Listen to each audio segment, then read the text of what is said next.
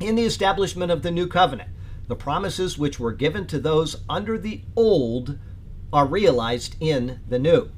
This does not mean that the church replaces Israel. See, I'm glad that we're doing this because here it is. But that which is offered pertains to those who are established through the work of Christ. To understand this, we can look at the words to Daniel concerning the inheritance of the saints as was promised to them. Okay, there is something very specific said right at the end of the book of Daniel. Okay, I asked this a couple weeks ago, and I don't think I got the answer I was looking for. How many chapters are there in the book of Daniel? How many? Oh, you got it right away, 12. That was one of my questions, wasn't it? Yeah. I asked it, and everybody seized up, and nobody got it. Okay. 13, 11. Yeah, we had 11, we had 9, we had 8, we had everybody, and then finally 11 and a half, and then finally got to 12. So, but that was, I always have a closing question for the sermon. He doesn't know this because he doesn't attend here on Sundays, but that's okay. We'll forgive you. But 12:30 is what you're going to read. Yes, that's exactly what I'm going to read. He even knows the verse I'm about to read. But I'm going to start with 1, and I'm just going to, 12:3 is what I want to read you. At that time, Michael shall stand up, the great prince who watches over the sons of your people. And there shall be a time of trouble, such as never was since there was a nation.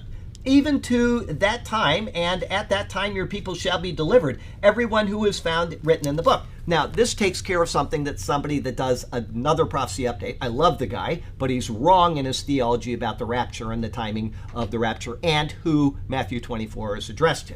Okay? He can be wrong. That's fine. He'll find out he's wrong and he'll be corrected someday. But what Daniel said, what Michael said to, or I'm sorry, what the one, Jesus, I guess, is the one who is speaking to Daniel right now. I believe it's a theophany of Jesus. Anyway, because it goes back to chapter 10. I'm not going to go back there. But the one that is speaking to Daniel right now says that Michael shall stand up, and he speaks of a time such as was never there was a nation. Okay?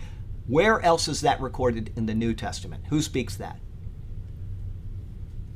Begins with J and ends with S. Anybody? James. Jesus. And it's in Matthew. It did work. It was in Matthew 24. Okay, there you go. It says that there's going to be a time so great that if it didn't end, if it wasn't cut short, nobody would survive, right? So this is the same time frame that it's speaking of, okay? Now, my friend says that, this all pertains to the church as well as Israel, okay? But what does it say here? Such as never was since there was a nation, even to that time.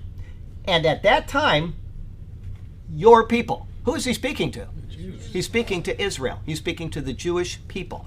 There was no thought of the Gentiles in Daniel. Please understand that. There's no thought of them at all in the book of Daniel. He is speaking to Daniel about events that will happen to Israel. That's it, okay? And at that time, your people shall be delivered, everyone who is found written in the book. And many of those who sleep in the dust of the earth shall awake, some to everlasting life and some to shame and everlasting contempt. Those who are wise will those who are wise shall shine like the brightness of the firmament, and those who turn many to righteousness like the stars forever and ever. Okay, so you were right. That's exactly the verse that I was going to read. Okay, an inheritance was promised then. Also in other places in the Old Testament, but I've just picked that one out, Daniel 12:3. An inheritance was promised, and the same inheritance is promised now. Those who are contained within the active covenant are those who are partakers, from old to new covenant. Completing the thought, he says, Paul, this covenant of the saints is in the light. The idea of light here is the kingdom over which God presides. There is no darkness as there is in the current world. This is the kingdom which God offers through Christ, who is the true light. The concepts of light and kingdom permeate the Bible, but John deals with them in great measure in his gospel and epistles. What lies ahead will be marvelous. The powers of darkness will be utterly removed, and only holiness and happiness and the glory of God will remain. Life